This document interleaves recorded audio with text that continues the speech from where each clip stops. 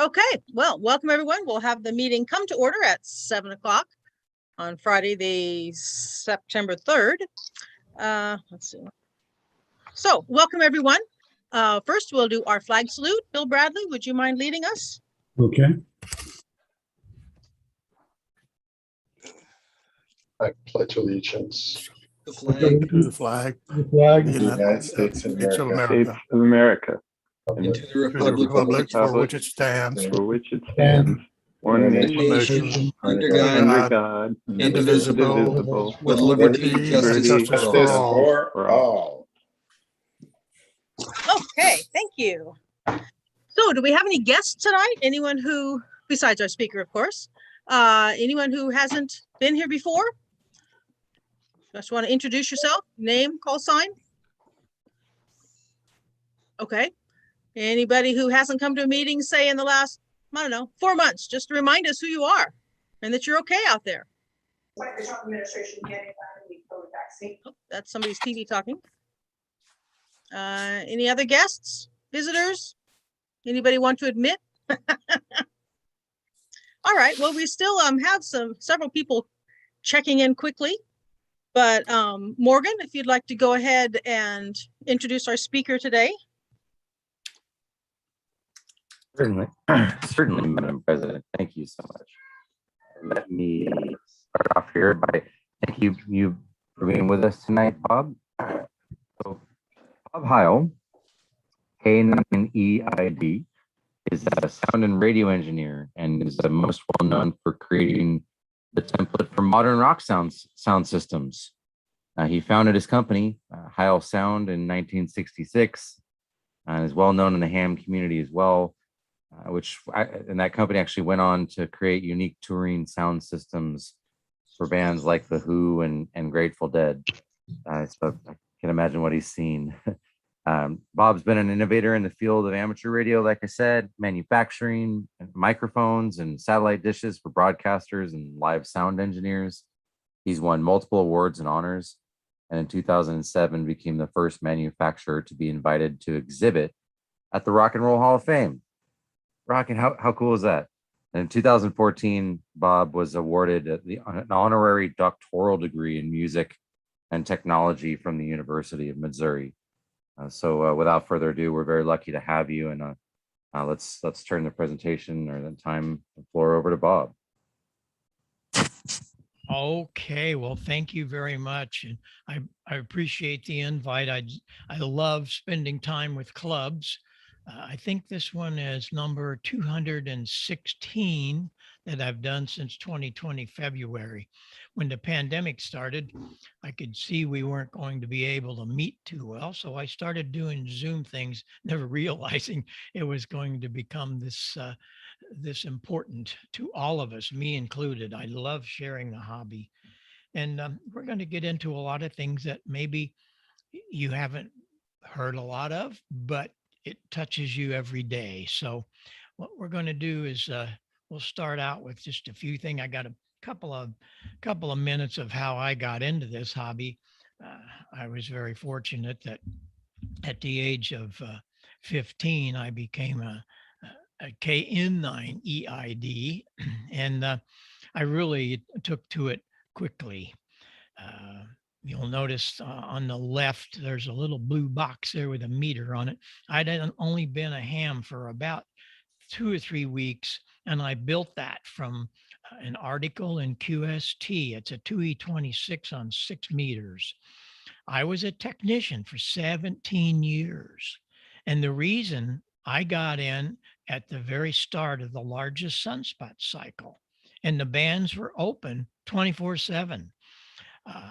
At that same time, I had a job. I started playing the organ at the Fox Theater in St. Louis.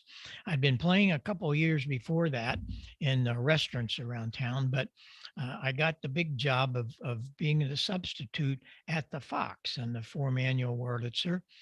But that is not the important part of that. Stan Can was the organist there, and he hired me to substitute for him.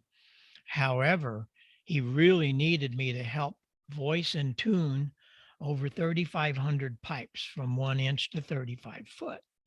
Now, tuning is no big deal. The octaves are in tune, and that's easy. But here you had to listen, and it's where I learned to listen. A lot of people don't really listen, they just hear. Listening is mentally dissecting what you hear. In this case, we had to listen for all of the harmonics. Were they in or out of phase and in or out of tune? And I learned as a young kid how to listen. Didn't realize it was going to be the basis of 2 of my careers. But I love that ham radio. In fact, you'll see a Harvey Wells there. Well, that Harvey Wells is still with me. It's right down there. Was on the air this morning with it. It has original tube, 807 and 6L6s, original all the way, still working. But that's mostly all of my AM stuff, and I love AM. I really love it. But I was on the air about maybe 3 weeks, as I recall. And I heard some of the most ridiculous signals. They were so distorted. I went, what's going on with this guy? Well, come to find out, after a couple of nights hearing that, I called him and he came back to me. I had pushed the button on my SX99. I'm a new ham. I didn't know a whole lot, but when I did that, a voice popped out. It was that single sideband stuff that I had been reading about in QST. 1956, 6 meters. Single sideband really wasn't happening on the lower frequencies yet. But I took a liking to what was happening because he wanted me to help him. I was 50 miles from him. He was in St. Louis. I was 50 miles south in Southern Illinois, Marissa. Marissa was my hometown. And he helped me do a lot of things. But first of all, he wanted me to help him. He was doing some final tuning in this homebrew single sideband rig. Well, I told him I'd come into St. Louis. I play at the Fox 3 or 4 times a week, and I had time in between the movies. I rolled up in front of his address. He was a chief engineer at KMOX CBS radio. And I have to tell you, it was an amazing time in my life to be able to have such an Elmer. And I asked him if he would help me build one of those single sideband rigs. And no, I can't do that. And I thought, well, that's kind of funny. You built one for yourself. And he said, but I'll tell you what, I'll help you. He said, you go to Walter Ash, and that was right across the street from where I was taking my organ lessons early on. You buy a Central Electronics 10B kit, and you get that up here, and let's start putting it together. Buy a mill and grid meter, buy a chassis and a 6U8, and away we went. We built the 10B, got it on single sideband on 14 megs, and then the 36 meg oscillator. You run that into the mixer. What do you got? 36 and 14. Hello. We were on 6 meter sideband. Little did I know that we were one of 10. I found this out later on, but the station grew really quick, and I just loved experimenting and doing all of these wonderful things and not knowing that they were really kind of special. Well, Larry helped me a lot in building different things. I wanted to build an amplifier. So what I did is I went to Walter Ash again, and I bought a 6 and 2 Thunderbolt amplifier. That gave me 1.5 kilowatts on 6 and 2 meters. You can see that Central Electronics above my head. I was 19 years old in this picture, but I knew that antennas were the big deal. And I had these loving parents. They allowed me to do just about everything. And of course, I was making quite a bit of money as a kid playing the organ professionally for 4 or 5 years. And so I bought a 110-foot Roan, And I had a Motorola dealer, K9 SGD, and a contractor that had booms and cranes and machinery, K9 EBA, and they put that tower up.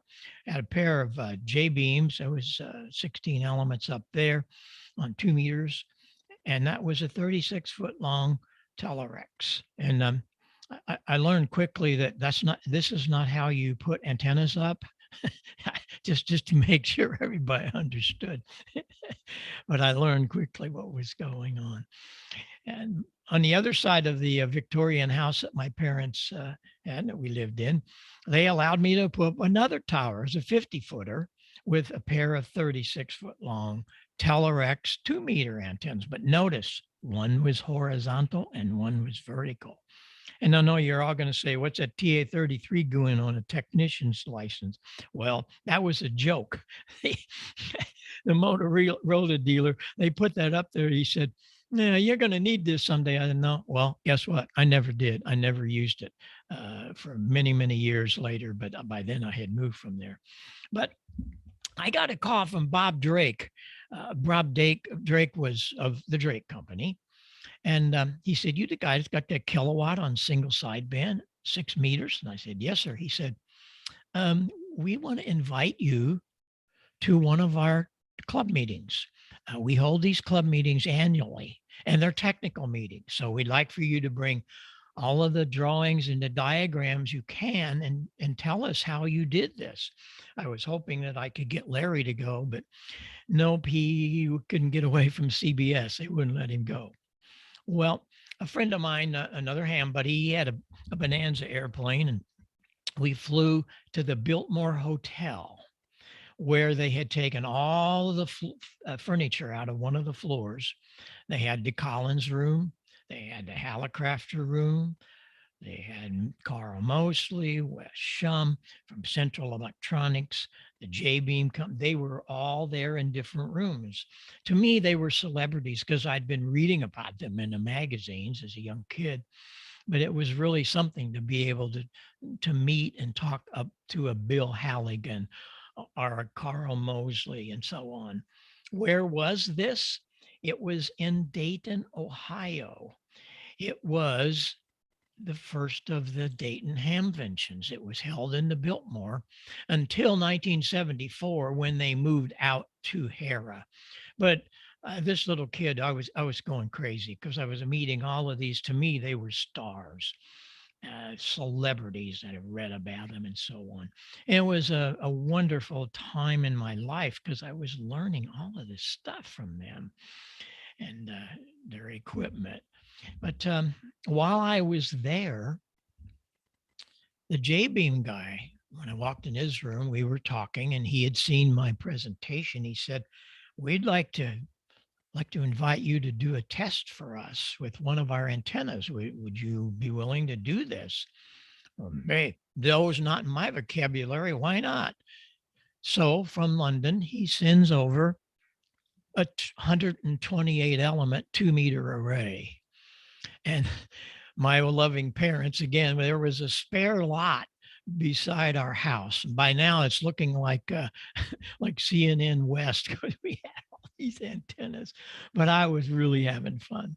We put this up. Again, the Motorola dealer had a 40-foot Roan, and then there was a 40-foot Roan as the boom for these various J-beam antennas. But we had to have them all in phase.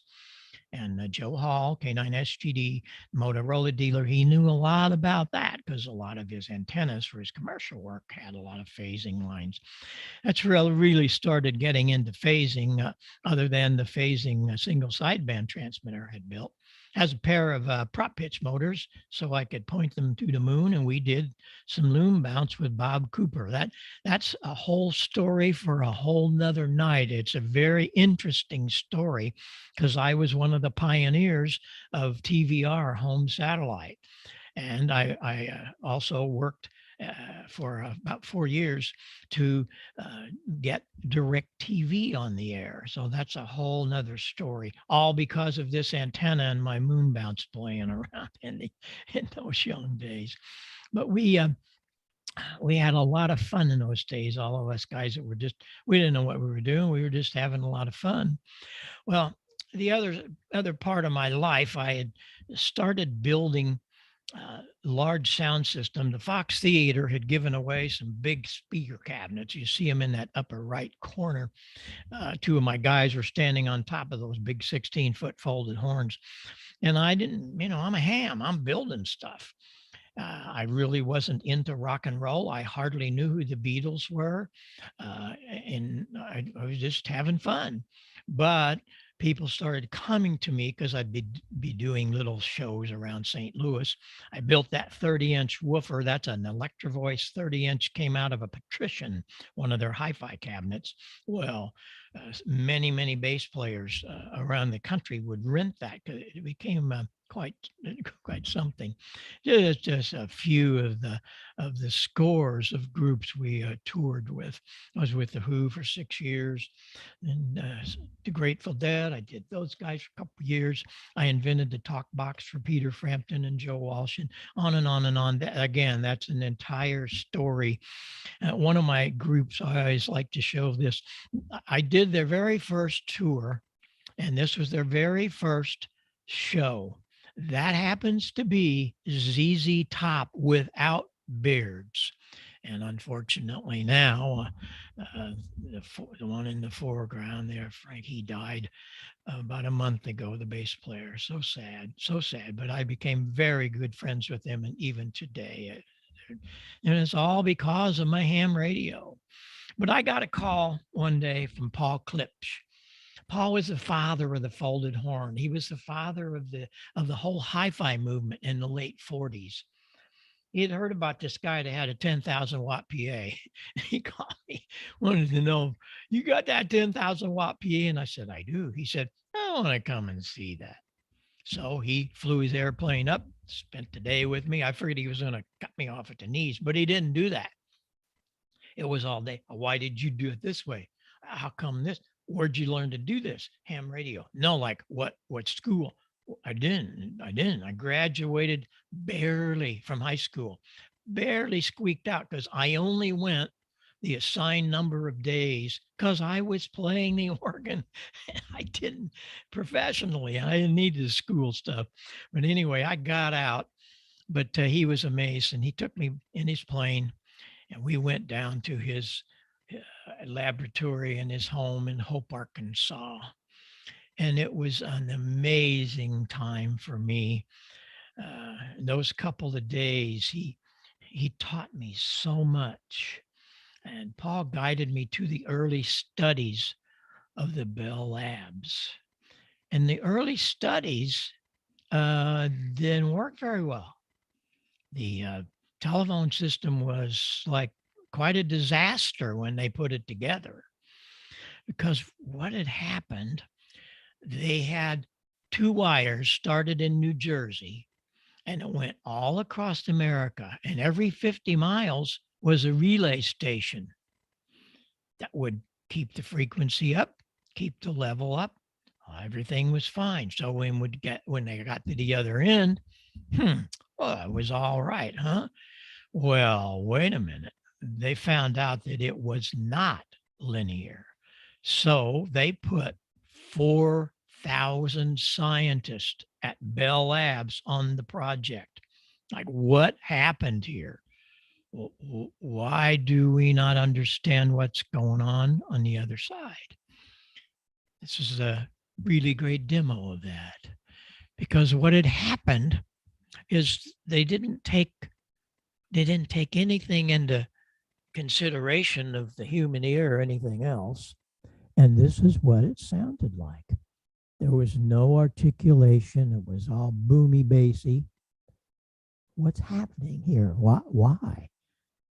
And so they had to figure out what was wrong. And they put two of the lead scientists, Dr. Harvey Fletcher and Dr. Weldon Munson. I'm sure you've heard of the Fletcher-Munson curve. Well, there it is. Let me get a little bit of mid-range in here. They had to figure out what's a problem. Well, their problem was not just the fact that they lost a lot of the mid-range going through all those lines, but the human ear. The human ear does not hear flat, and it definitely needs certain frequencies to understand the spoken word. You'll notice at the top of that graph, up over 100 dB, it's almost flat. That's why kids like to listen to music loud. They hear all the bass, they hear all the mid-range and nice vocals, and they hear all the cymbals. But down here at 20 dB, where you guys and gals are maybe listening, as you just heard a minute ago, something has to happen. We can't put up with that. So the telephone system became a real nightmare. But Fletcher Munson and those 4,000 scientists figured it out. What they figured was the fact that we had to have 2.5K. Let me do this again. Here it is flat for all the guys and gals. Oh, need no EQ. You don't? Well, that's what you're like. That's what your voice comes out as. On the other side, I'm only turning up the mid-range. Right now, it's sitting flat at around 800, 900 cycles. But when I start coming up, you'll find that the essence of sound is simply not there. The S's and the F's are not distinguishable. But as we start moving to the top, all of a sudden, the essence of sound is wonderful. It's a beautiful sound and very, very articulate. And that's what they needed, was to get beautiful articulation without a whole bunch of low end.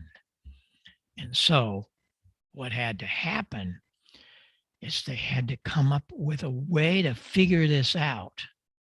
And they did it by building passive filters. They built a high pass filter using a capacitor and a resistor. And there's the equation. But the full range signal goes in, and determined by the size of that capacitor, how much of it goes through the highs, and the low end is going to be taken to ground through that resistor.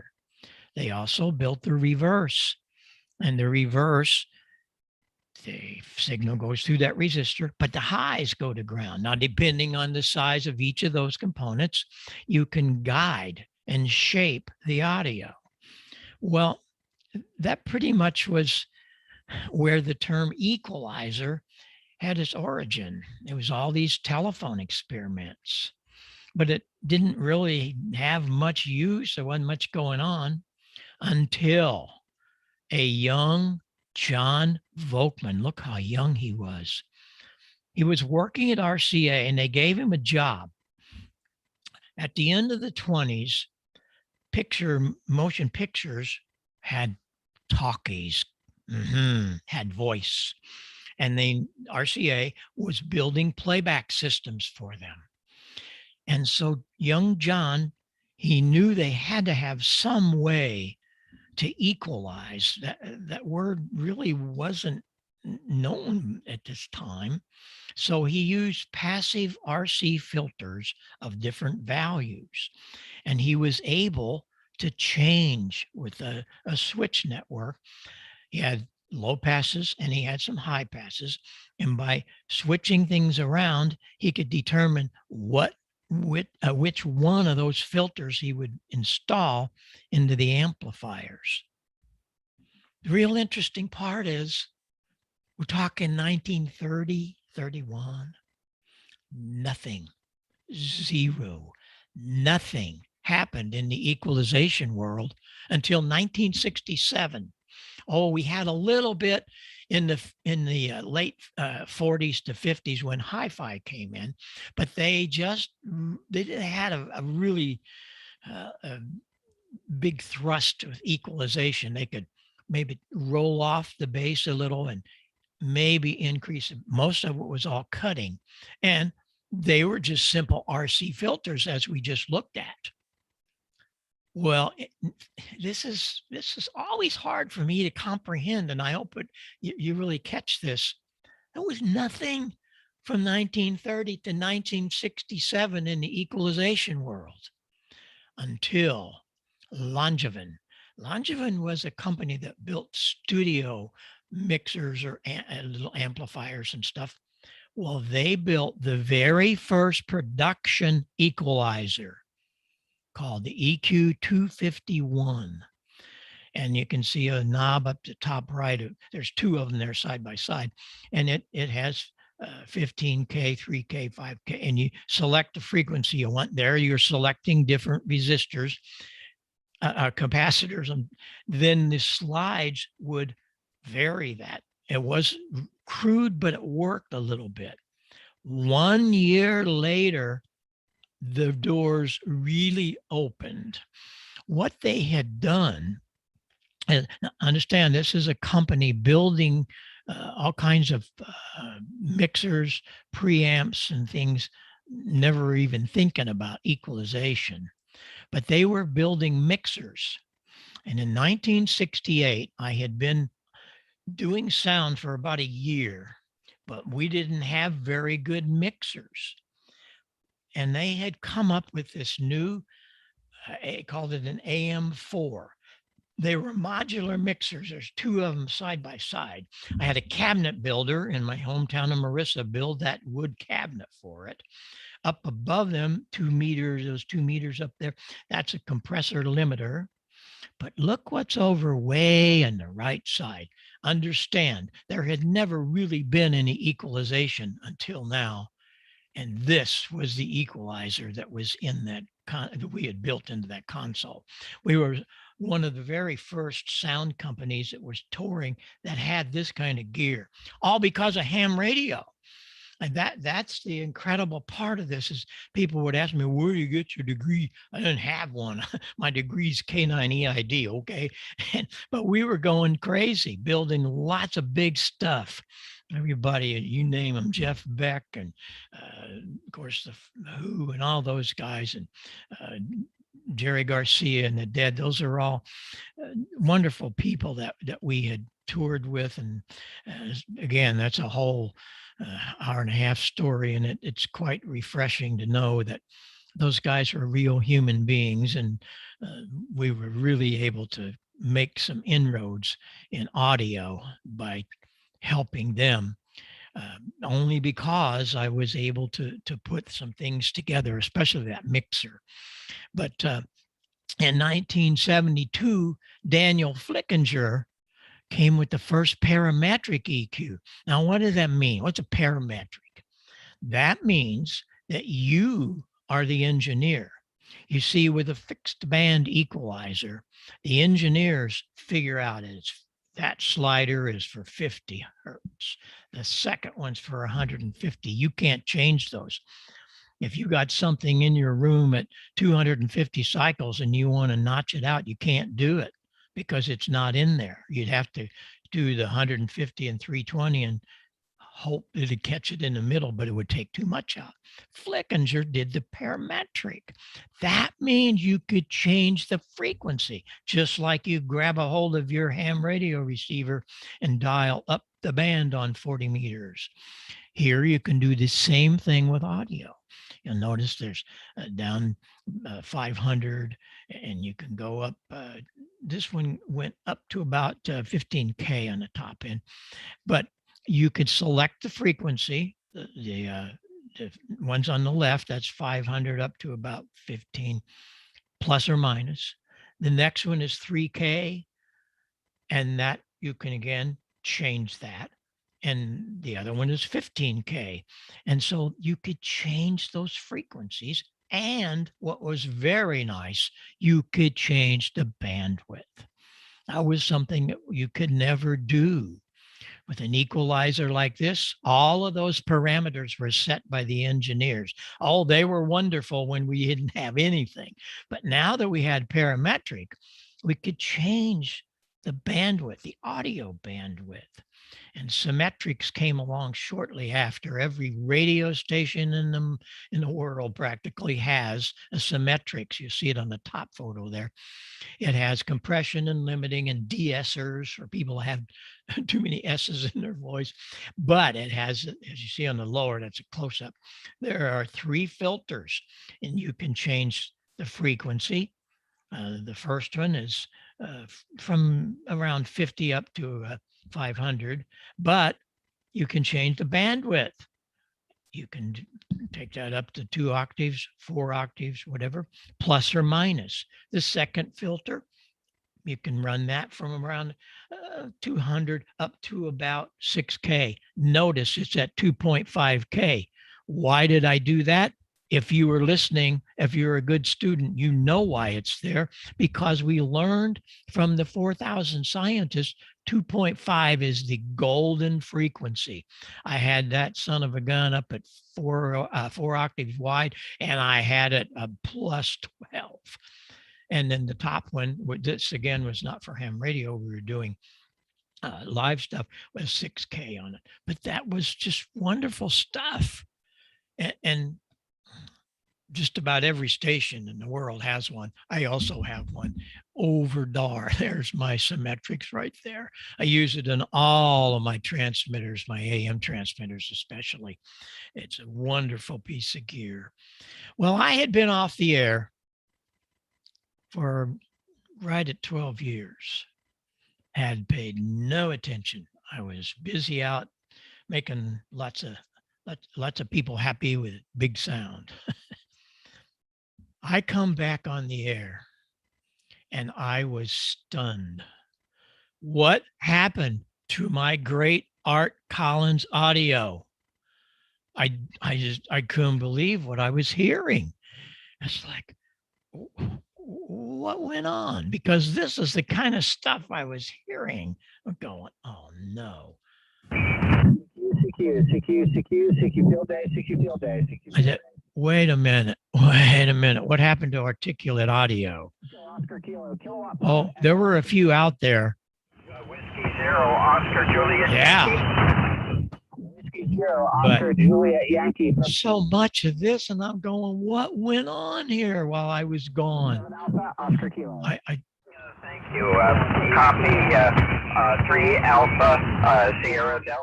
I'm going, oh my gracious, do I have a job in front of me?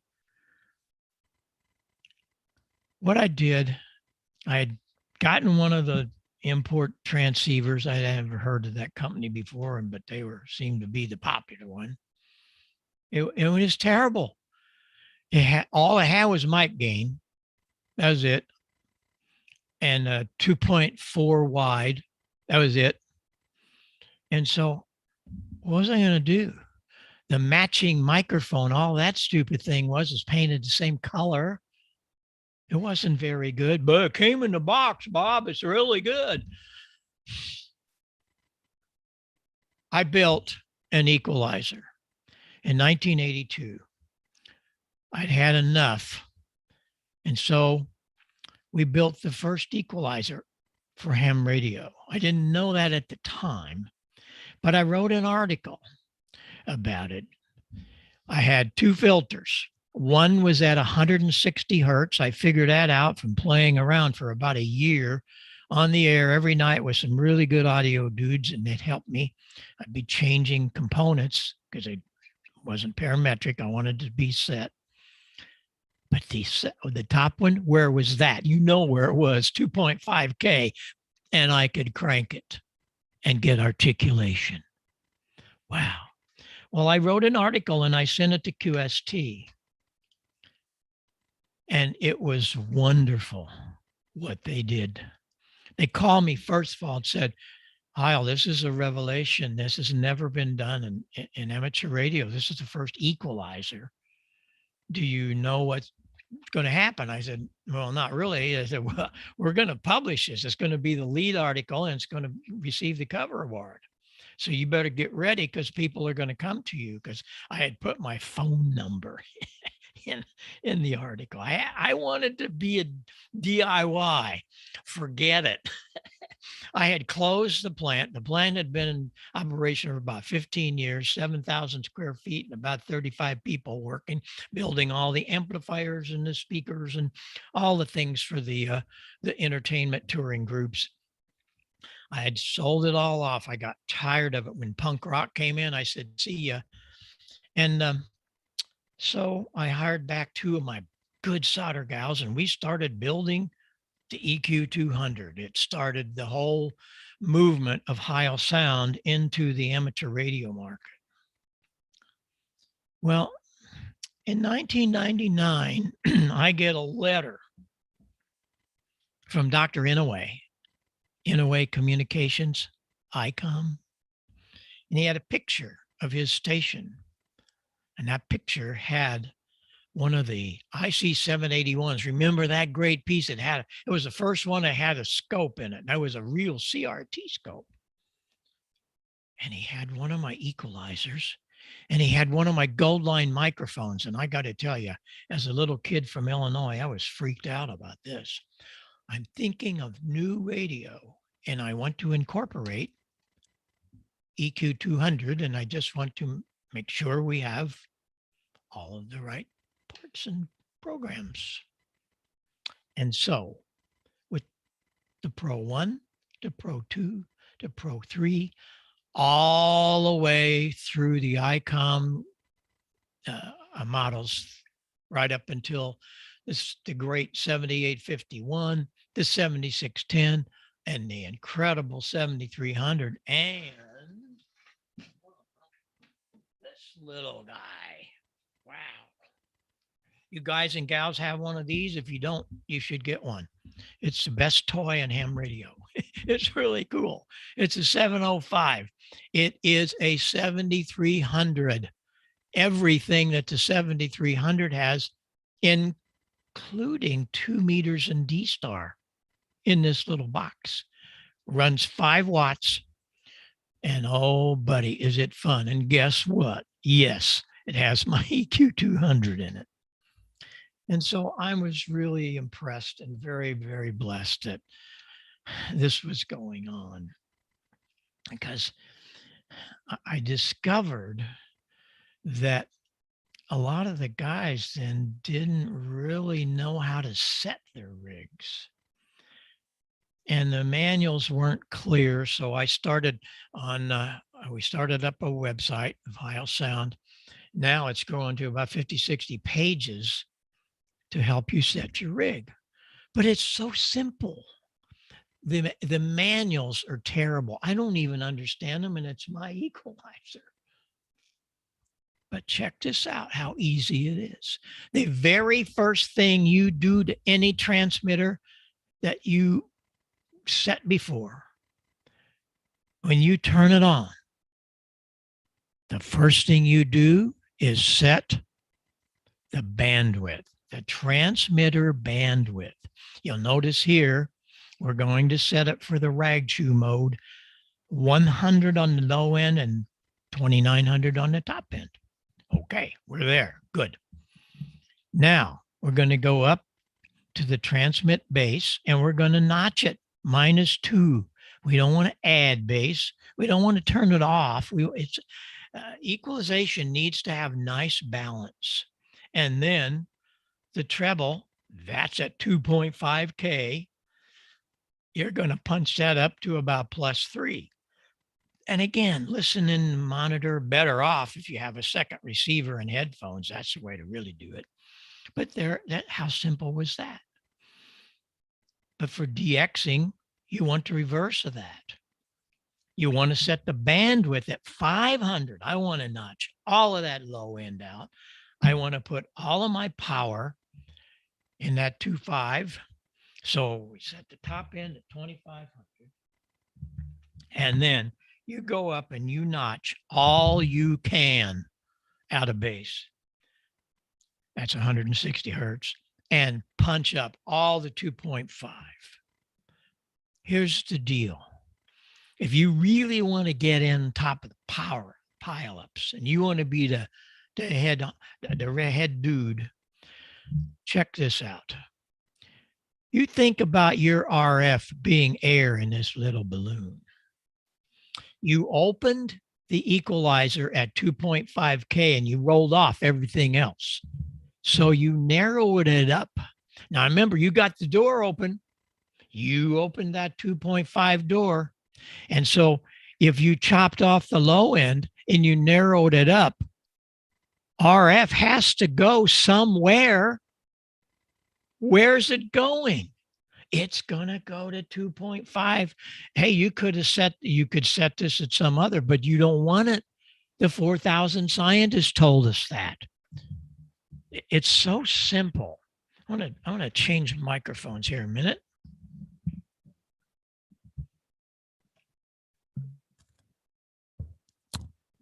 Again, we're going to do this flat. I just want to do this even with a different microphone. I want you to understand this isn't some kind of a game. This isn't some kind of, oh, Bob Heil just made us laugh. No, this is science, and you need to understand it because nobody's helping you. Check it out. Listen. Remember what I told you about listening? I'm only going to turn one control.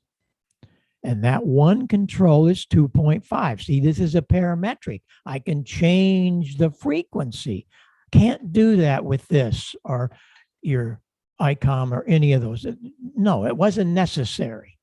But if you have a parametric, you can. Now check this out.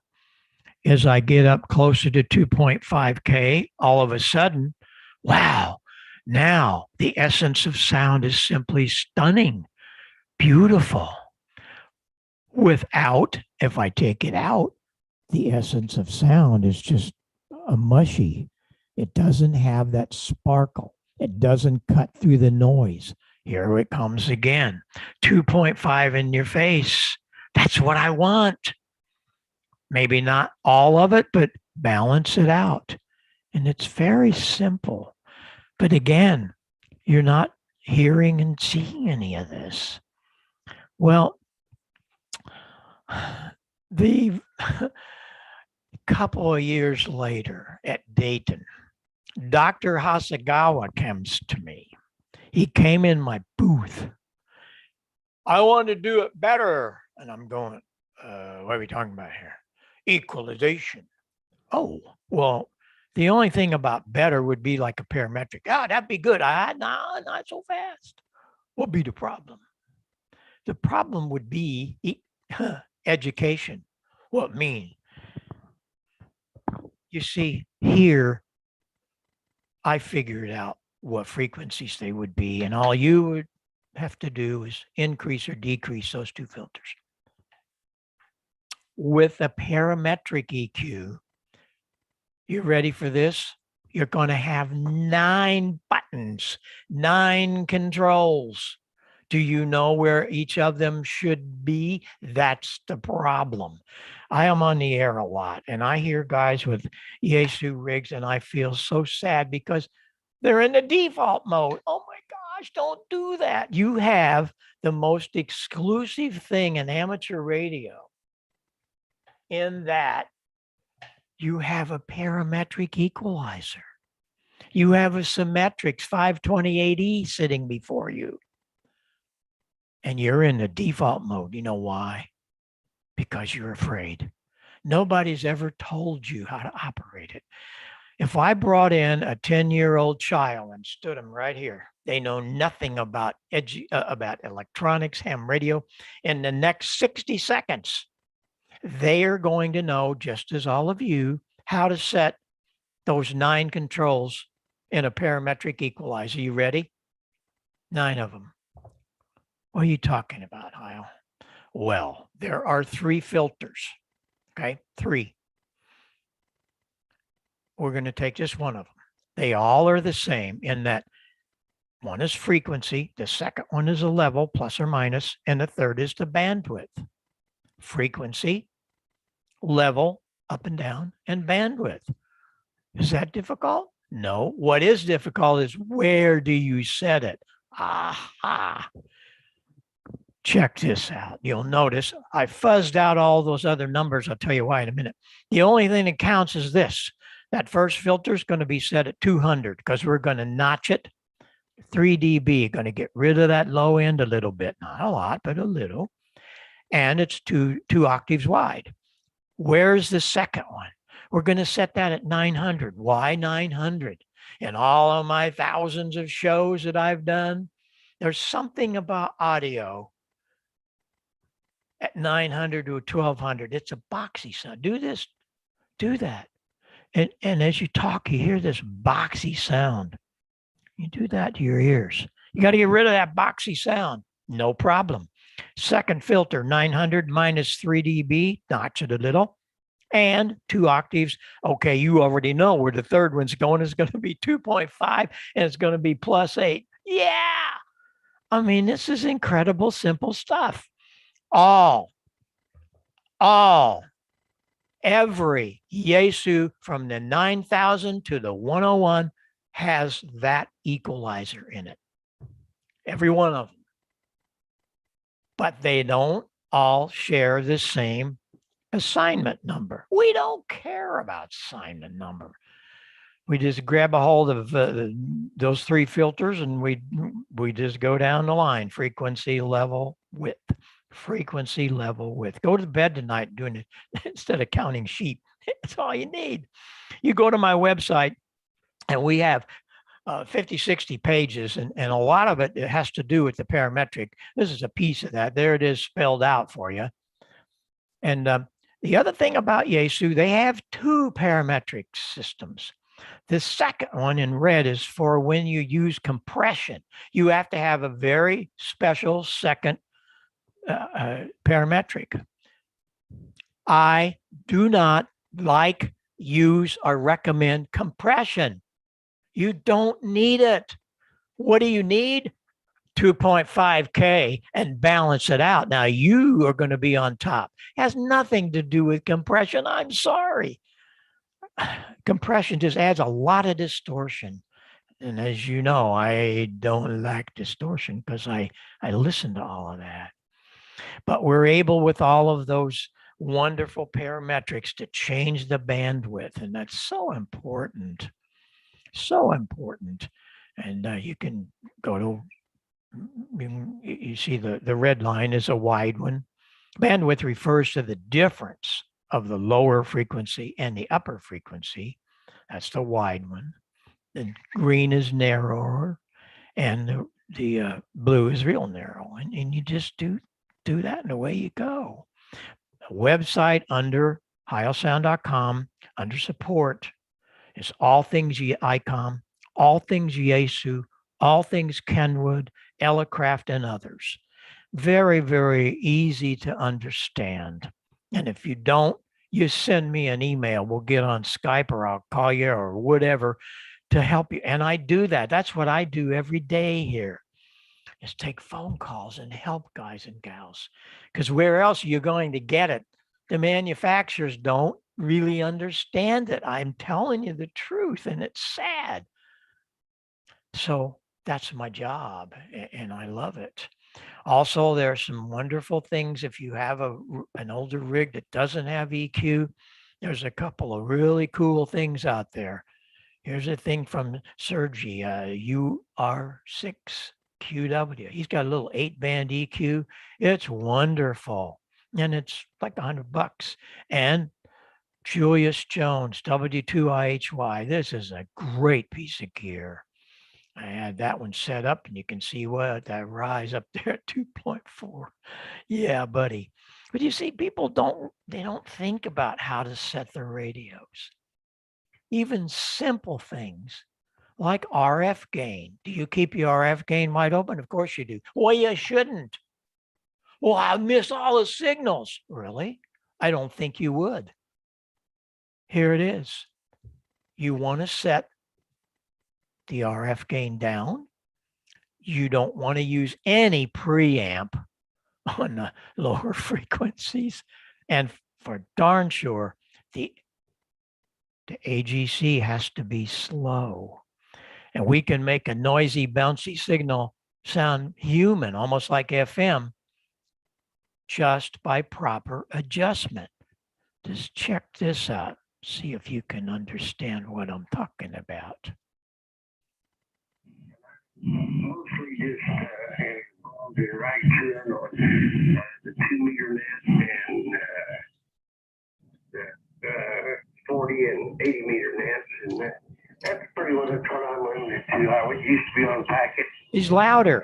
The RF gain's almost off. I don't enjoy the computer part of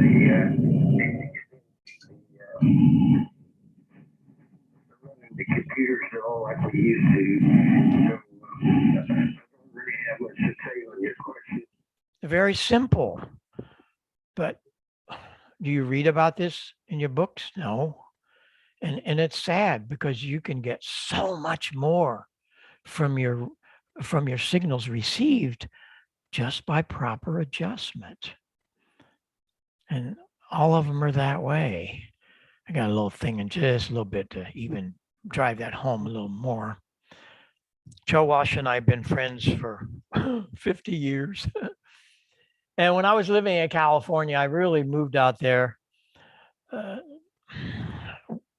to kind of help him. He was needing some help. So we went out several times and would stay a week at a time. Sarah said, we need to find something. So we were riding around one day and found a place at Marina Pacifica. I bet all of you people know where that is. Or I wonder if any of you live there. That'd be fun here in a minute when we open it up. That'd be fun. And he said, you need to build me a better microphone. I said, well, what's wrong with that thing you got? Well, these ball microphones, we all use them for habit, but we got to keep it right in our mouth. Yeah, well, so what? I don't want to do that. I want a microphone that I can move around. And so I start building a microphone for Joe. And I didn't realize I was building it for him. I never looked beyond it because we really weren't big time into the ham radio market. Into the pro market. We had really owned the headset market for all these many, many years. And this microphone, if you pay attention to the screen, I'm moving it around the whole way from 180 degrees. And guess what? It doesn't change. How'd I do that? Well, I did that because we were able, because of phasing, we could make things happen. And he said to me, hey, Heil, remember that big antenna you had? Well, you turn that around, man, I couldn't hear you. We'd come through there on the bus on 2 meters. Do that to my mic. Well, it was all because of phasing. And I did that to this microphone. It had wonderful rear rejection. And it had this Omni front that we built. We built a whole lot of other microphones. We have a custom shop that does all kinds of things and so on. But for years, we've been the leader. The ball microphone kind of took a little back seat. We did all the microphones for Tim Allen, and we had a lot to do with John Amadeo, his producers, a ham. You guys all know about that. But we had a lot to do with all of that. But then Joe said, well, now, wait a minute. I want a microphone that has great rear rejection. What are you going to do? He says, because when you turn that antenna around, oh, buddy. So I said, well, we can do that. And so I started experimenting. And I came up with the PR40. Little did I know what was about to happen. Not in my life, but in the life of audio and microphones. I want to change mics here.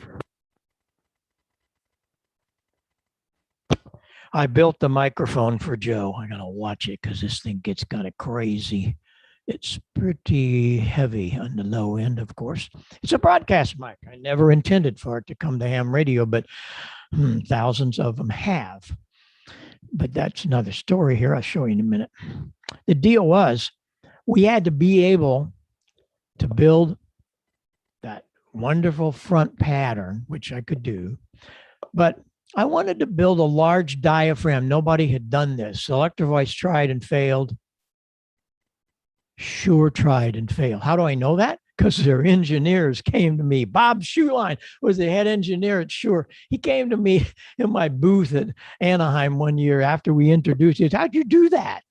He said, we tried to make it for our SM7 and we failed. We had to put an SM57 in there. What a travesty to have this nice big mic at big money and it's got an SM57, but that's truth, but that's okay. Anyway, I wanted to do that because it gave us great, great movement, beautiful audio, got down to 28 cycles. No other dynamic does that. But I wanted to help Joe with his request. Watch the screen and listen what's going to happen. We built the first dynamic that has 40 decibel of rear rejection. Watch and listen. There it goes. It's 40 down. Oh, it still works, but it's 40 down. How did I do that? I did it with my favorite subject. It was called phasing. Now we're going to really start moving, and you're going to learn a lot, and you're never going to forget some of this. What I did is I opened up the bottom of the element. You see, all other microphones, I don't care what company, I don't care how long they've been in business, they put 4 little holes, 12 o'clock, 6 o'clock, 9 o'clock, little 1/8-inch holes. That's the only entrance to the bottom of their small element. I said, that's not enough.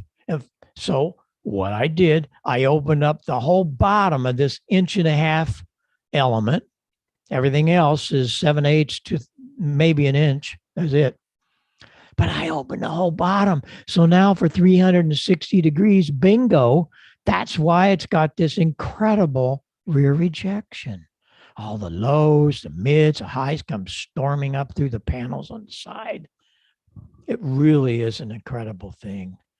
And little did I realize that it was going to be used in all kinds of recording studios, broadcaster, Sirius radio, just 250 of them. And I mean, I have to tell you, I'm really taken back to the fact that none of these $1 million engineers couldn't have figured it out. I'm just a crazy ham. It's got a lot of low end, more than I like. So for me, I rolled off the last 1.5 octaves. This thing gets down to 28 cycles. So I built, to my knowledge and my help and my thoughts, I bought the 781 to life. It is really good. It's become the podcaster's dream microphone and ham radio. Man, that thing on a Flex, that thing on a Yaesu, oh, buddy. But it's all about making things happen the way I want. Everybody knows that we lead the industry for 41 years and more with headsets, and most all of the DXpeditions and the contests. Look at the magazines. You go through them, they all have our why? Because I learned years ago how to do that. What is that?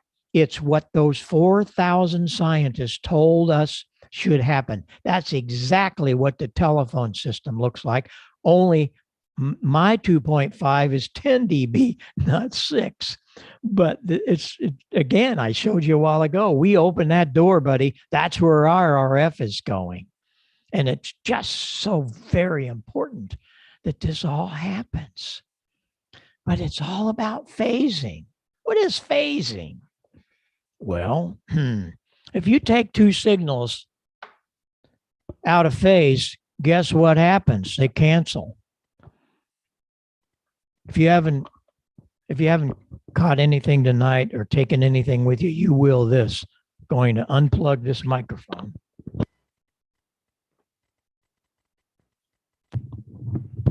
I have 2 microphones here. These are PR22s. Another microphone that Paul Rogers from Bad Company asked me to build them a microphone that had great articulation, but he didn't have to equalize it because he always said his front of the house guys didn't know how to equalize.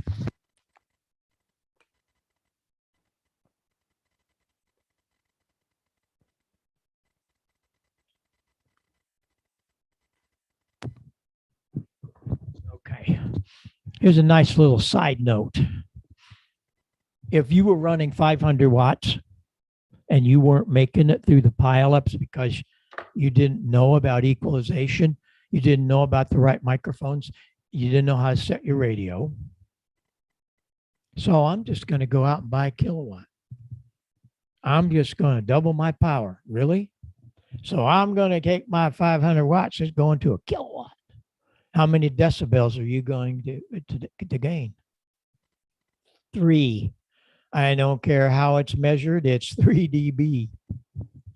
Think you can hear 3 dB? Here it goes. When I talk into both of these, my meter is going to go up 3 dB. That the roll meter over my shoulder, you might be able to see it jump this one little notch because it's 3 dB, no, the meter. Here we go. 1, 2, 3. Wait a minute. Remember what I said about listening? Now do this, please. Close your eyes.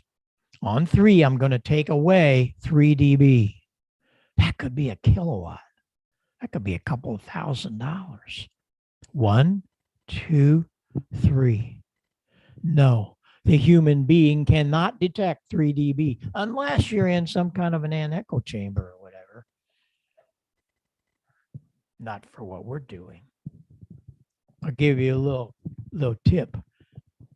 Take that $2,000, equalize your radio right.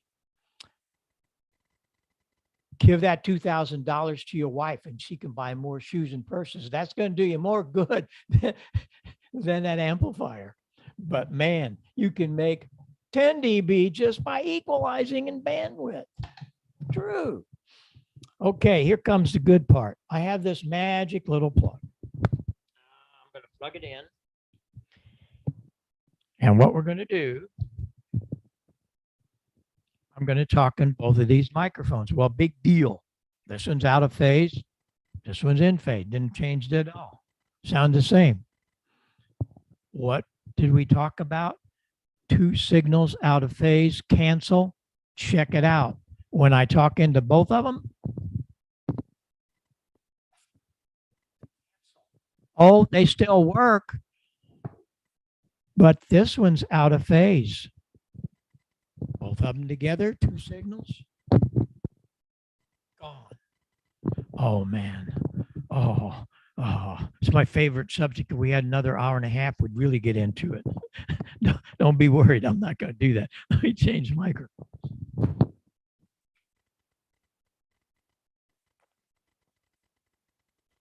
That's what's happening. Now that I've done so many of these, I'm coming back to some of these clubs 2 and 3 times and we pick out a subject. Here's the deal.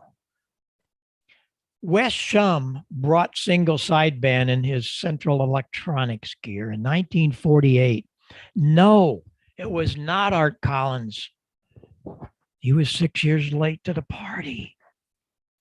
Well, how did Wes Shum get rid of the carrier? How did he get rid of the other sideband? It's all about things out of phase or in phase. Some idiot piles on top of your frequency. What do? You push the notch filter. He's gone.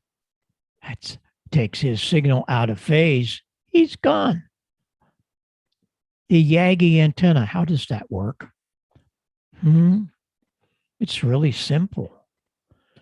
Dr. Yagi had no modeling or all that stuff. He had a driven element that was resonant, a field sync meter, and a whole bunch of aluminum. He put that driven element on a boom.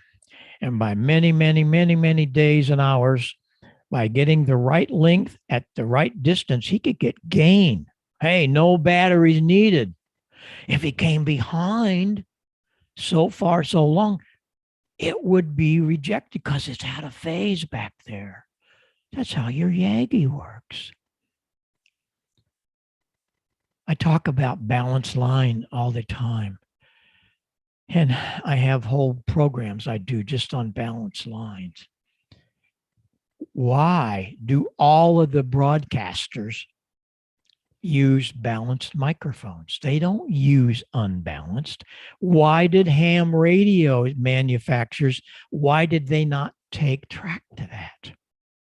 Well, when I was hired by Dr. Hasegawa, the first thing we did was the 9000. If you are a lucky enough person to own a 9000, check it out. It has an XLR mic input, like all the broadcast mics, like all of our microphones that are balanced. Why balanced line? I don't understand. Hasegawa didn't carry it through. Everything else went back to that stupid Foster connector with 8 pins.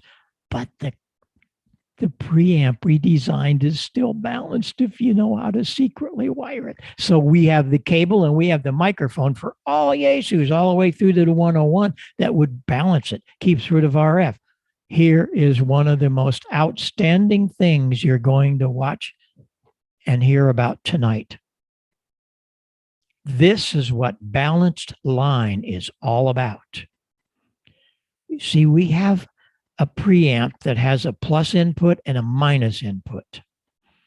And from the microphone element, we drive the plus and we drive the minus. And if anything falls on there, RF, line noise, whatever, it doesn't see it because it has to have both of them to have a clean signal. And so it rejects all of that nonsense. And that differential microphone preamp does the work for you. Why are we not having that in all of those? I don't know. Here's another thing that you will not forget. I wanted to build a phased array. I thought, oh man, this is going to cost a fortune and I got to have 42 acres. No, you don't. I put up a pair of dipoles, 75-meter dipoles. I got some telephone poles from the telephone exchange company. They gave them to me. And so we put up at 64 foot high one of the dipoles. We went out 64 foot and put up the other one. So it was 64 high, 64 wide.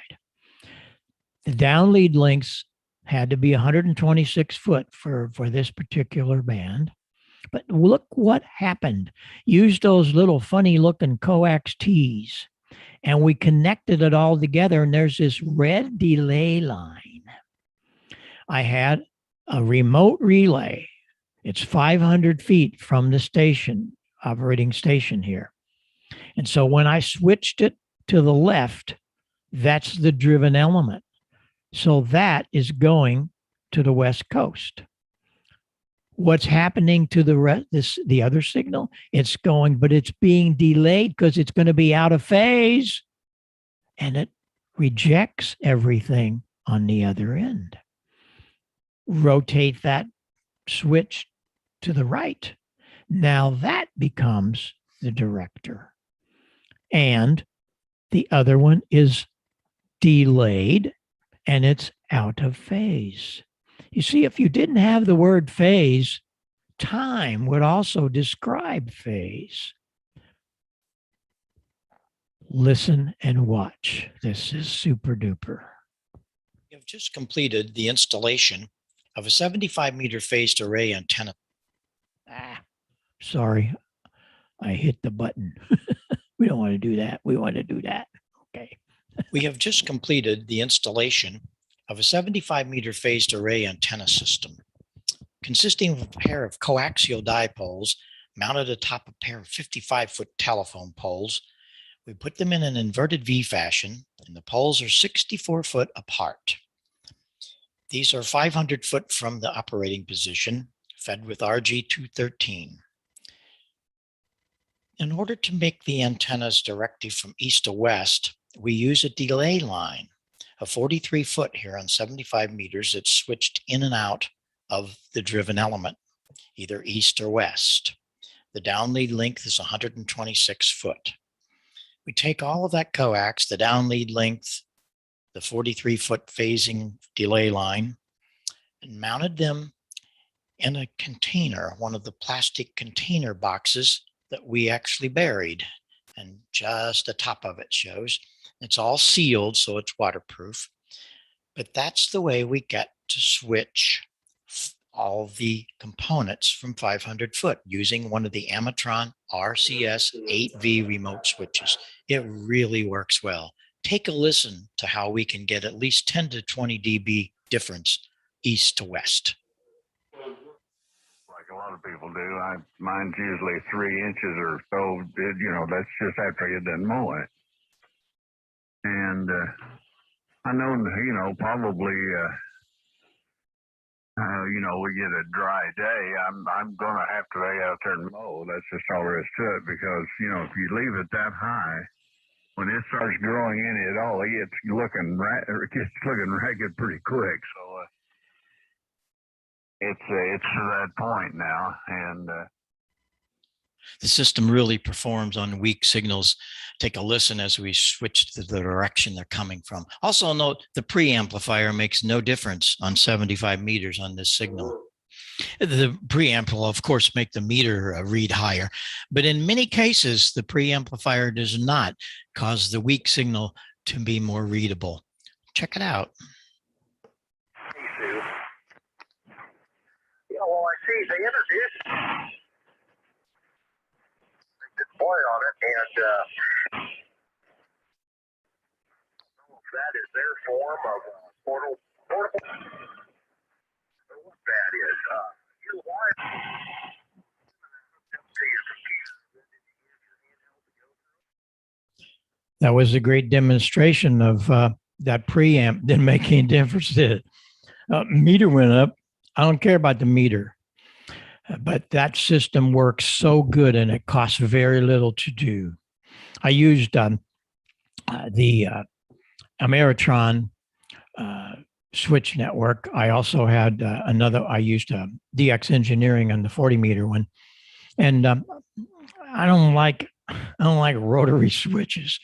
So I go to Antique Electric Supply. If you've never been there, go there. Go to that website in Mesa, Arizona, Antique Electric Supply. And what I did there is I bought some Les Paul guitar switches. And I could rock it back and forth from east to west, figure out what's strongest. And I use them. There's some behind me in this station. All of the antennas, the regular antennas, the colored ones are the different radios. So it's about 35 relays in this system behind me. But these are all things that work so well. And we get into how to use one microphone into a lot of radios, and you can't do it with a switch network. You're going to have RFI like crazy. And some night we can come back and talk about it. I use a system just like the old telephone operator. I built that one, almost 20 years ago. That was for my Central Electronics, which I still have here. But these are things that intrigued me and I made it happen. I love to have people build. I was on Ham Nation. I started that. Leo Laporte asked me to do that. And we started this show, never knew where it was going to go. Well, it went 9.5 years. In the last year and a half or so of it, I wanted to get people to build. And what I did is I came up the way some of my first project, I built them on pine board. And it was amazing. We built the pine board power supply, the pine board microphone and equalizer. We built the final 40 and 75 meters. There it is all together. And what made it so popular and so easy, W4IQN, Gene, he was a graphic artist at General Motors. Look at these drawings. You don't need to read a schematic. You just get a piece of pine board and all the parts. Away you go. And I got called out. Oh, you can't get those parts. Oh, yeah. You go to Antique Electric Supply and you can get a pine board power supply. You can get a pine board mic preamp with equalizer, and you can get a pine board final. All the parts, they have them. And we know from there, the kits they've sold is over 1,000 people built this. I go, wow. Of course, what really helped was the fact that QST had one of the lead articles in January 2019. And I was so honored and so blessed that we could get more people to build. And we're still doing it. You go to my website, we have all this stuff on there. There's pages, probably 80, 90 pages now. Guys are building things. I got called down in the beginning by some of the doom and gloomers of ham radio. You know, we have a lot of doom and gloomers. They're going to kill somebody with high voltage. No, we taught them how to respect high voltage. And so it was really, really great for me to be able to help people and still doing that. Well, the last thing I want to bring to you is one of the things that touches me dearly. Throughout all the years working for the companies, being inside their manufacturing places, asking them to do things, and what are you going to do about your receiver audio? Oh, it's fine. No, it's not. Even the $15,000 ones they have 10% distortion. I'm serious. You've never seen a spec sheet because they're embarrassed. They don't give you any specs on the audio. Oh yeah, the sensitivity to select. You ever see anything on the audio? No. Why? Well, I said, I'm going to fix this, and I did. Again, I go back to my training, what I learned from Paul Clips. He taught me how to take a speaker out into free air, find out what the cone resonance is, and then you build the cabinet for that. So there's no phase distortion. The speaker doesn't move, and there's no phase distortion of the cone moving. And so I did that. I built a really great speaker. I see so many of these speakers, and they're absolute total garbage. Horrible, distorted amplifiers, little junky 2 or 3 inch speakers, and driven by the high distortion amplifier of 1 watt in a trend. Come on. Oh, well, Heil, it's painted the same color and it's got the name, it matches. Yeah, right. Look at the size of the magnets. I had a real problem finding a company that would do this for me that small. It's got a 3.5 inch titanium tweeter, but look at the amplifier. Check out the amplifier. First of all, it's balanced line in. You just learned about balanced line. And it has an amplifier, not 1 or 2. It has a 25 watt amplifier at 0.1%. This is hi-fi, high-sci specs. This is what when you go look at a Macintosh or any of that, that's what they have. This is a very low distortion amp. You're not going to use 25 watts, but we have plenty of headroom, and you're not going to hear distortion. The other thing I wanted to do was build the proper equalizer. And so what I came up with have been really revolutionary. Nobody has done anything like this. They've got some little junky things, but I'm sorry. I name them what they are because I've done a lot of work and I've had these things in my lab, and I'm going, how could you possibly lie and say things about this product when it doesn't do it? We did it, and it does it. The parametric receive amplifier. It's just wonderful. And I'm very, very excited because it's helped so many people. First of all, let's go to the headphone amps. There are 2 of them. They are independent. They're not Y-corded to anything. There's a separate line amp for that one. There's a separate line out for this one. These are stereo 2 channels, each one of them. But you can plug your operator here. You can plug the logger here. But what's really happening today is you can go into this one with your left side headphone, this your right side. And if you have a hearing imbalance, dial up what you need. It's wonderful. We have a little special cable to be able to plug into both of those with your cable from the headphone. This is a separate line amp. This line amp is record out. You plug that into your computer and you can make some really great recordings. That's what you're going to hear in just a minute. The filters, this is at 6K plus or minus 12 dB. This is the low at 160 hertz plus or minus. But the mid-range is parametric. This is the gain of that filter. So we'll set that gain up a little bit. And this is the frequency from 400 to 4K. We're going to set this back flat. I have some. Here, check this out. Echo India 8 Bravo, Lima Bravo. There it is flat. ARALB calling advice.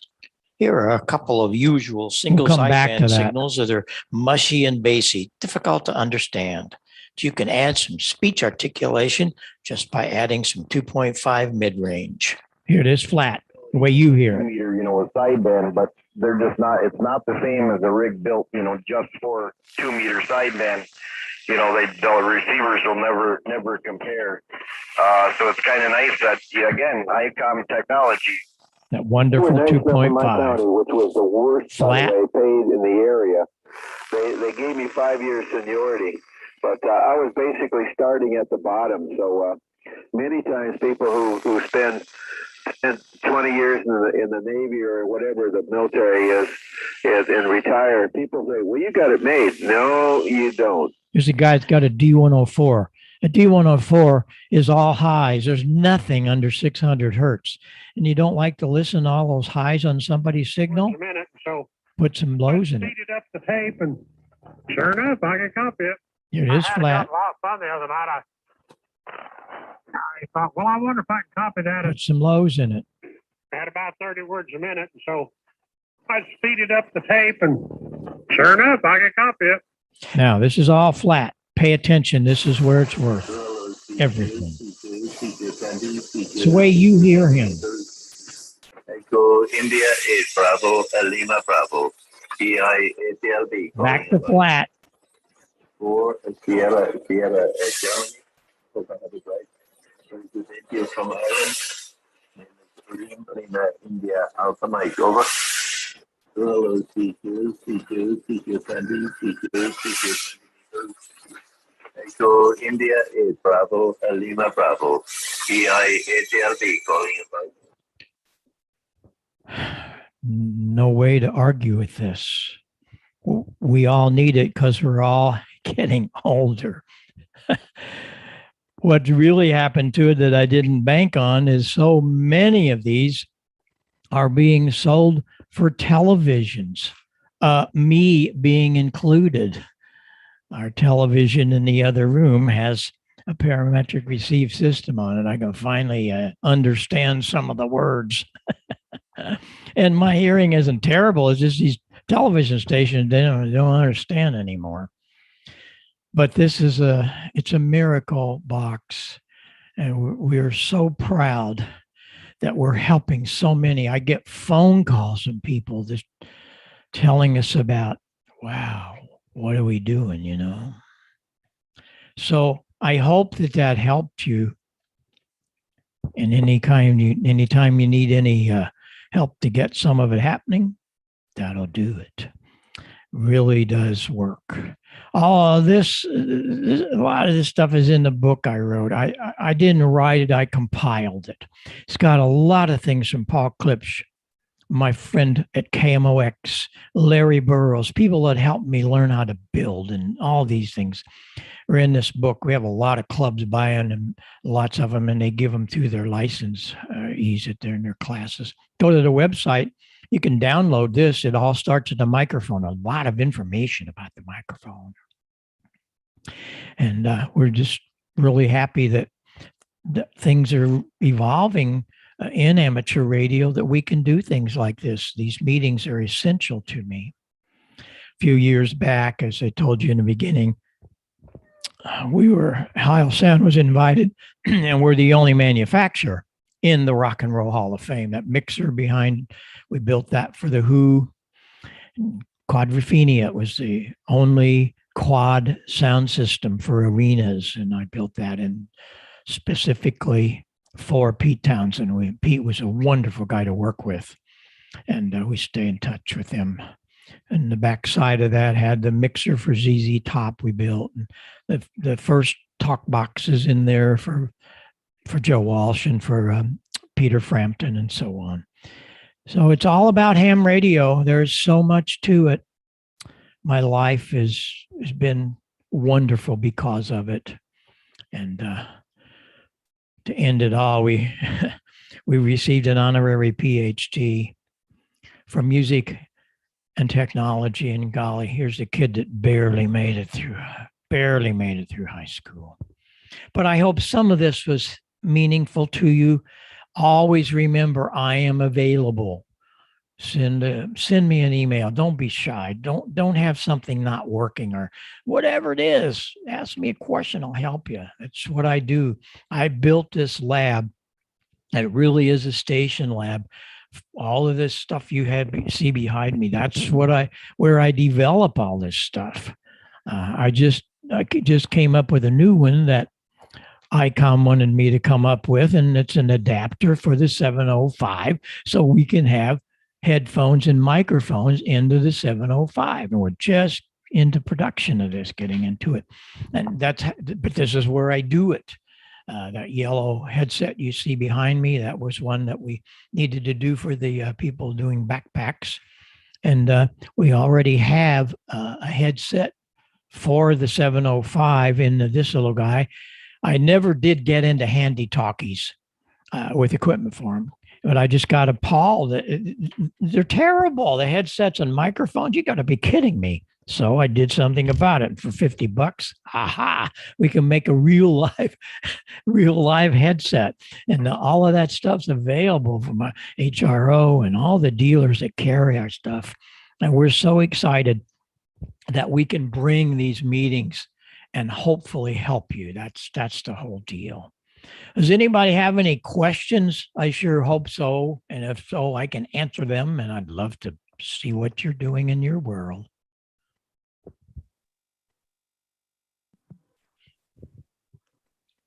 Well, thank you very much, Bob. That was an awesome presentation. Did we have any questions? Any questions? Show of hands. Anybody out there? Are we all mesmerized by Bob's speech? Eric Morgan. Yes, you got your hand up. Hello. Thank you, Mr. Heil, for a wonderful presentation. I don't necessarily have a question, but just a off-the-wall observation, because you reminded me of Warren Buffett, the Oracle of Omaha, a little bit in your appearance and your homespun storytelling. I loved it. I was like probably like everyone else mesmerized by it. So thank you. And you spurred my interest I'm a neophyte in ham radio, so you just make me want to dive into it, because you seem to enjoy the science of it. And I just love you always wonder why, how can I make it better? And it's an uncommon quality people have, and I think that has served you well in your endeavors. So more power to you. Keep her going. Thank you. Yeah, there's so much to it. The rest of my life, we come back some night and talk about all of my times on the road. And here's a guy that has never, in my 80 years, I have never tasted beer. I've never smoked a cigarette. Gosh sakes, no drugs. I'm running around with the biggest drug addicts in the world. But Pete Townsend always put it, he said, leave him alone. The guy's got a soldering iron and he makes it sound good. And yes, I do have a soldering iron right here. So, Midge, did you have a question?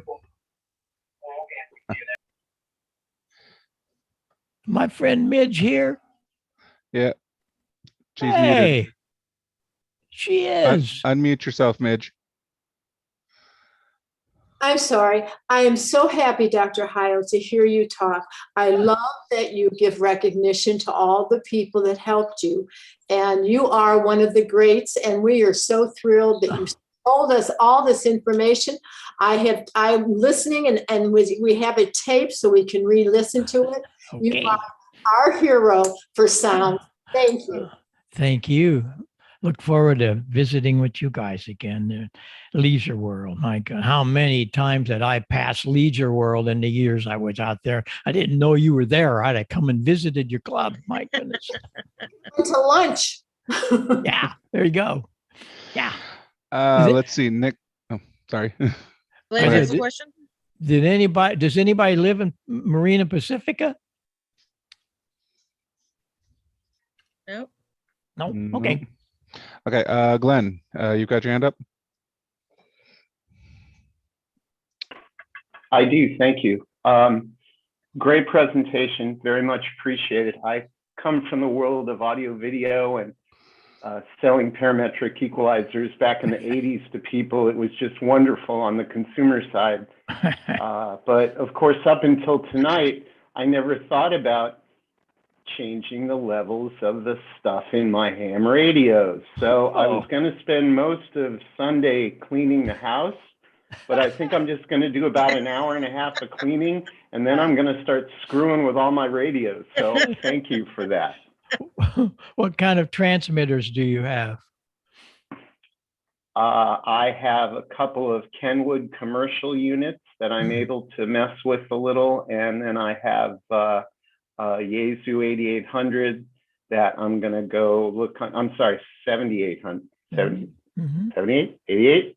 Oh, it's one of those. And I'm planning on going on your website and looking at the all things Yaesu so that I can then go into the software and start messing with things. Just remember, be sure you clean the house first. Oh, yes, absolutely. Yes, it's not my house. I'm just privileged to live here and run an antenna wire out one of the windows. Okay. So I'm quite grateful. Yeah, the house gets cleaned first, including the dust on top of the radios. Oh, that's great. So thank you again. Yeah, that's great. Okay. Any other questions out there for Bob? Don, you got your hand up? Yes, I do. It's not a question, but I just wanted to tell Dr. Heil there that I do own his PRAS audio system, and being hearing challenged, I'll say, it is a blessing. I love the system. Thank you. Yeah, I hear that a lot from people that I give them back the radio, and I'm really, really blessed that God gives me the talent, and you guys and gals give me the ideas and the thrust to do this. And that's the best part of all of it. And I've been just all blessed all my life to run across such great people. I work with Ray Dolby and all those guys when I was in the home theater business. I learned so much from them. Paul Clips was an amazing guy. And he called me. That was a stunning thing. I couldn't believe it when I picked up the phone. He said, "You, Heil, this is Clips here." And I'm going, "Oh boy." And it was a great, great friendship over the years. And I'm really blessed to be able to bring this to you guys and gals, because we all need some help with hearing and nobody's going to do it. They're going the other way. So I said, nope, we're stopping cold and going the right way. So thanks for that. Let's see. Next up, Robert, you've got your hand up. Go ahead. Which headset would you recommend that you make for the 7300? Well, you do a lot of DX work? No, mostly 40 meter. But I can, I do a little DX once in a while. Well, my preference is the Pro 7. This is an amazing product.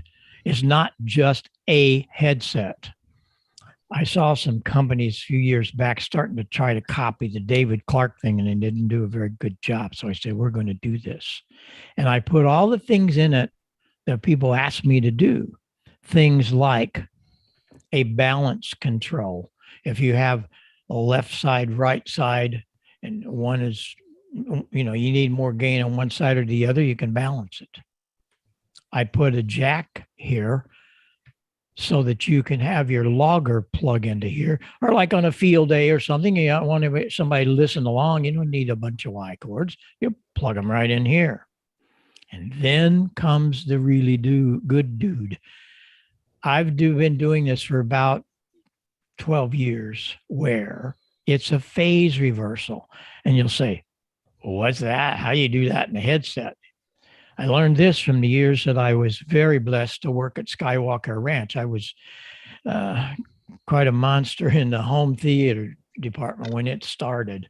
And Tomlinson Holman, who developed THX, is an old Illinois boy friend of mine. And I was able to go out and help him teach some stuff. But anyway, I learned out there about how important it is for phasing between some speakers. You can move things around.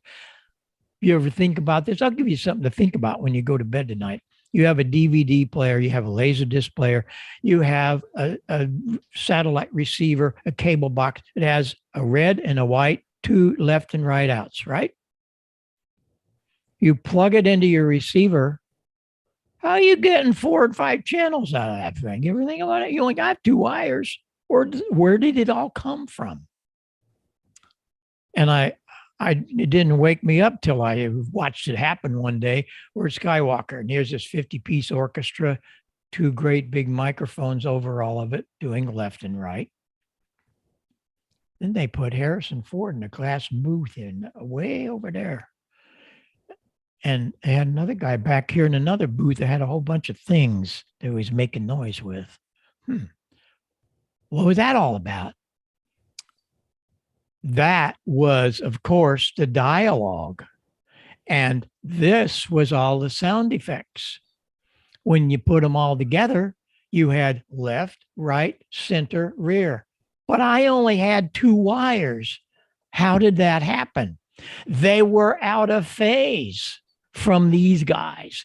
And Ray Dolby built the first ProLogic receiver that figured out inside these 2 signals, those 2 that are out of phase, we can put an amplifier on those and they can become 3-dimensional. We have left and right, dialogue, and rears, all out of 2 wires, just because of phasing. So I said, I could do that to a headset and we can move it around, and we can. You ask any of the top DXers that are using the Pro 7, because most of them do, they get into a pile up and they hear some little weaky guy back here. They reverse the phase on the Pro 7. He comes up front and all the other guys go behind. You can absolutely move signals around in your head acoustically. And it is the biggest help to the serious operators. I love it. And they sound terrific. I took the speaker outside in free air and we tuned the cabinet cavity to that speaker, and notice how far away the speaker is from your ear. Really nice soft cushions. That's important because if you have if you're wearing any kind of hearing aids, they won't feed back. Every other headset, you plaster them up to your ear, you got feedback. Not here because you're so far away. And everything about it is the cable's interchangeable. We have interchangeable microphones for ICOM and dynamics and all that. And I'm really happy with it. The other thing about all of our headsets have this. Every once in a while I see some guys say, that Heil headset, it hurts my ears. Well, you didn't read your instructions. All of our headsets have a piece of steel underneath the pad. So if you have a little pinhead like me, fine. If you had a big head, larger head, bingo, adjust it. It's all about listening to you and trying to help you. And that's what I do every day. Thank you. Yeah. All right. Thank you, Bob. Let's see. Glenn, you had your hand up next again. Go ahead.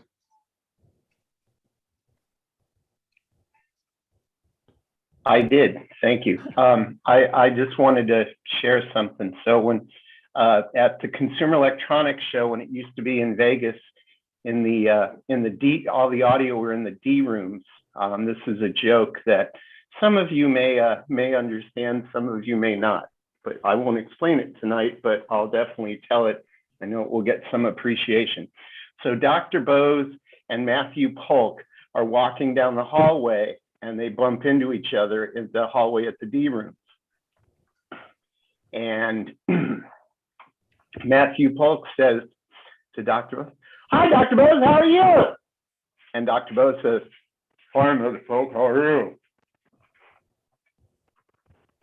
So, okay, all right, well, most of you didn't get that, but Sorry about that. I thought something more of you would, but basically, Polk had very, very squeaky high sounding speakers, and Bose had very low mushy stuff. So I don't know. I'll work on my delivery for a presentation in 25 years when you guys don't remember this. Thanks for listening. Yeah. There you go. There you go. All right. Neil, you had your hand up as well.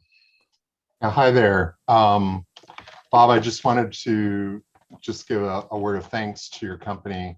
I own a pair of Heil headphones with the phase reversal on it, which is really cool. But I had a previous set where the padding was kind of flaking away. And I only had it for like a couple of years. And I wrote to your customer service asking how I go about, and I was out of warranty, by the way, how I go about ordering a new set of pads.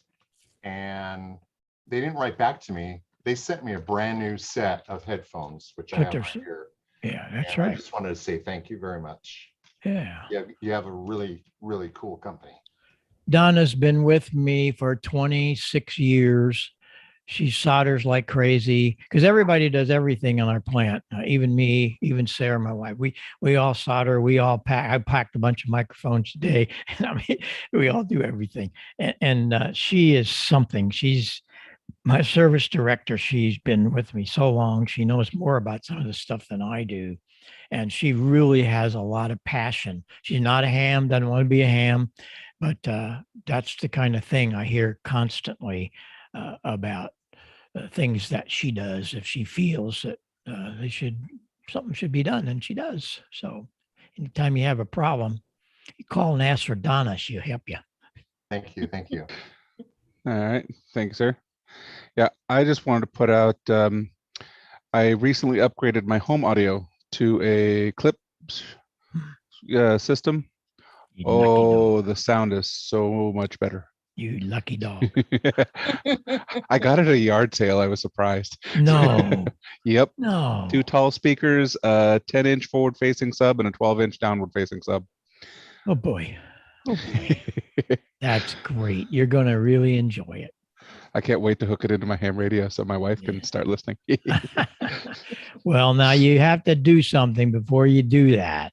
Don't drive it with your ham radio because you only got 1.5 watts of really distorted audio. So what you want to do is come out of the product detector and get a really decent amplifier. And then you can have things really happen. And that's what you want to do. I found the tube amplifiers work a little better than some of the solid state ones. Of course, absolutely. Yeah. So thank you very much for your presentation. I was lucky enough to catch your one on to the Wind System group. And after that one, when the club was looking for people, I'm like, check with Bob Heil. He's got a really good one. And so Morgan reached out to you, and here you are today. Well, they're all different. Some things are the same, but there's always different stuff all the time. And now I love it because I'm coming back 2 and 3 times and we just focus on something. I did one yesterday for a group in London that they wanted to know my rock and roll days, and we can talk a lot about that. And people seem to love all that kind of stuff. Have another one just on antennas and things about antennas. So just whatever, we can make it happen, because I've been here for 65 years and we're still going strong. So I thank you very much for that. And we thank you, sir. Over to you, Becky. Yes, thank you very much, Bob. We appreciate all your tips and all the stuff you've shared with us, and we look forward to hearing you again at one of our meetings. All you gotta do is send me a date and I'll be there. All righty, we'll do that. Okay, we'll finish up our meeting with some brief club business. Anybody have any announcements? Any information or? Okay, then I don't see any hands. Elections are coming up. You know, it isn't. Oops, wait. Midge has a question. Or Midge had her hand up. Go ahead. Or did you, Midge? Yes, I did. It's National Prevention Month, Preparedness Month. I don't know if people knew that. So they should really think about their supplies and things they have for emergencies. And it's a good time to check your batteries and your water supplies and all those things at home. Okay, all right. Thanks for reminding us. Any other announcements? Oh, Eric, you have your hand up. Thank you. Thank you, Becky. Thank you, Mitch. I'm just going to piggyback on what Mitch referenced. If any of you subscribe to patch.com, Long Beach is doing something. Their disaster preparedness and emergency communications department is partnering with Long Beach CERT, and they'll do a weekly giveaway by answering trivia questions related to disaster preparedness. And you can look at dbec.com and you can get more details, as well as webinars that are coming up on disaster preparedness topics this month in reflection of it being National Disaster Preparedness Month. Thank you. Okay, thank you, Eric. So that was Delta Bravo Echo Charlie.com. Is that correct? That's a perfect. Okay, great. That's a good thing. Alrighty. Any other announcements? Alrighty. I'm not sure that was dbec.com was correct because it comes up to engineers and contractors website, but yeah. Oh, okay. Thank you, Ryan. Maybe 86. the City of Long Beach or that's an agency within City of Long Beach. So maybe when you navigate through the City of Long Beach okay. website, So Okay. longbeach.gov and longbeach.gov and then look for their emergency stuff. Okay. I put a link in chat for everyone. Okay. Thank you, Ryan. Yep. Okay, let's see. Yes, elections are coming up. Every year we have elections, and every year everyone kind of hates it, but it is what keeps our club going. So if anyone wants to be an officer or a director, please consider it. The nominations will be in November. The elections will be December. So you do have a little time to consider it, think it through. The details, the officers, president, vice president, secretary, and treasurer are 1-year positions. 3 of them are officers, president, vice president, and treasurer term out this year. So I can't be president again. Somebody else must step up. Bill can't be vice president and Gil can't be treasurer because again, we have had our term, we've done our 1-year term twice. So we cannot hold the positions anymore. We also have up to 6 directors. We vote in 3 of them on odd years and 3 of them on even years. So we have 3 directors who are continuing for their 2nd year because directors have a 2-year term rather than a 1-year term. So Ryan, David, and Tim are in the middle of their terms. They'll carry on for another year. But Steve and Robert, and of course, CP, as you know, is a silent key. Their positions are open to be voted on. Robert can run for another 2 years if he wishes, but Steve is termed out. So there's definitely 2 to 3 directorships open. So again, just a reminder, consider that. That is what leads our club, keeps us strong, and we do want participation. Let's see what else. Activities coming up. Tomorrow, of course, is our meet in the park. Live people meeting in the park. However, we're wearing masks. We're keeping social distances. Bring a chair, bring a mask. It's 10 o'clock tomorrow, Saturday, in Recreation Park, and we meet at 7th Street and Federation, which is right next to the dog park, the casting pond. So it's right off 7th Street. Anyone is welcome to come. If you have, radio questions or radio problems, come and ask and maybe we can answer, or bring your radio and do your to-go kit and do some transmitting in the park. I know I'm going to bring my bow thing because it's stuck on one channel and I can't figure out how to get it out of that one channel. So that will be my question for the group tomorrow. Sunday is Slow Scan TV. Endiv and Skeet, I think, are always there on the K6 CHE repeater at 7:30. So this will be coming up this Sunday. Let's see. Midge, I think, should have her Aries Seal Beach and VA club meeting coming up the second Monday, which I think is, let me check. Yep, the 13th. That's correct, Midge? I think I see her nodding her head. That's correct. And we are going to have just a meeting, a regular meeting instead of a speaker. Oh, okay. All righty. And I know, let's see, Bill Bradley, there's a WinLink class coming up. Do we know the dates on those yet?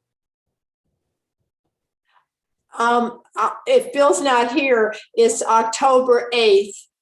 And you are to send an email to Kim, and I don't have her address here, but you can send it to Bill and I'm sure he would forward it. There are limited spaces, so it's going to be a WinLink class. And if anyone's interested, send an email to Bill. Okay, so that was going to be a Zoom class. Pardon? Is that going to be Zoom? Yes, I assume it is. That's what my understanding. okay. That was October 8th, you say? Yeah, it's a Friday, right? I think. Okay. All right. Thank you, Mitch. So let's see. Sad news. Ron Frank is now a silent key. If anyone has anything to say about him, we can share. He died rather suddenly and unexpectedly of a heart attack. Okay.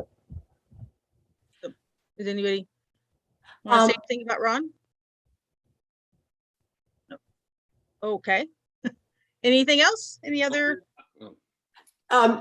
In the chat, Ryan put Kim's email, and you can send an email directly to her and tell her you'd like to be present in her class, in her Zoom class on WinLink. Okay. Thank you for noticing that, Midge. Yeah, Tim put it up there. Thank you, Tim. Oh, Tim did it. I'm sorry, Tim. Thank you, Tim. Hey, about Ron Frank. Yes.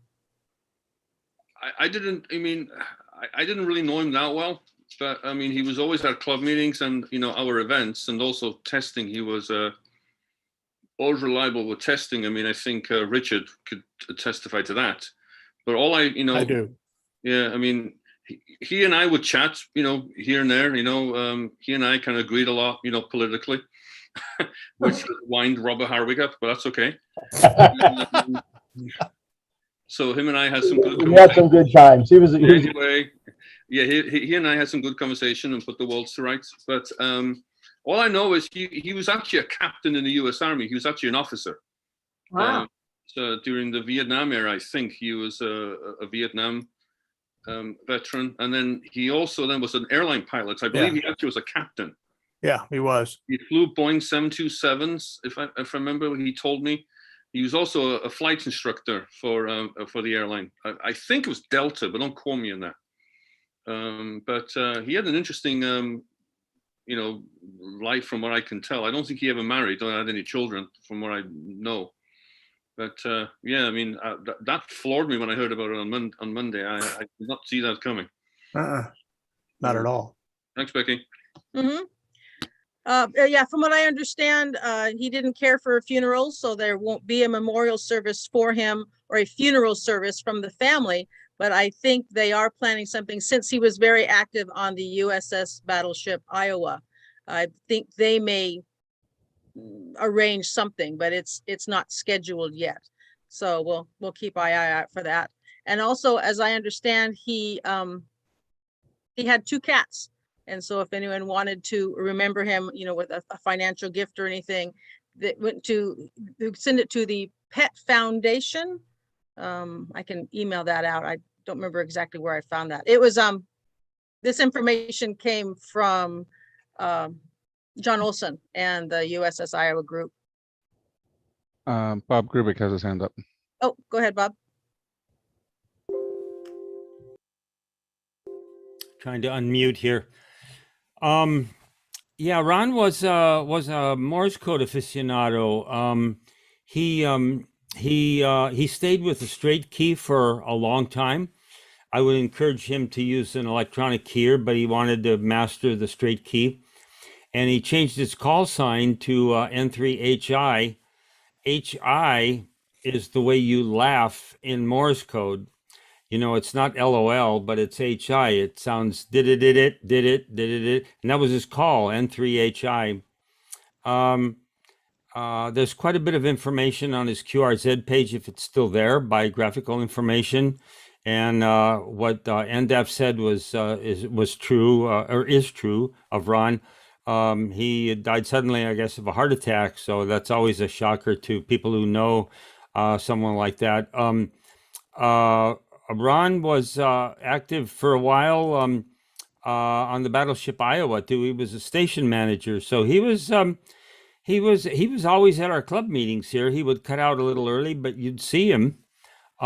He attended the virtual expo a few weeks ago, and there was a Morse code lounge, and I would peek into it every once in a while, and he was always in there and just chatting with other guys. So Ron was quite accomplished, and a wireless room operator on the Queen Mary also. So I'm sorry to hear the news that he passed, but that's life. And back to you, Becky.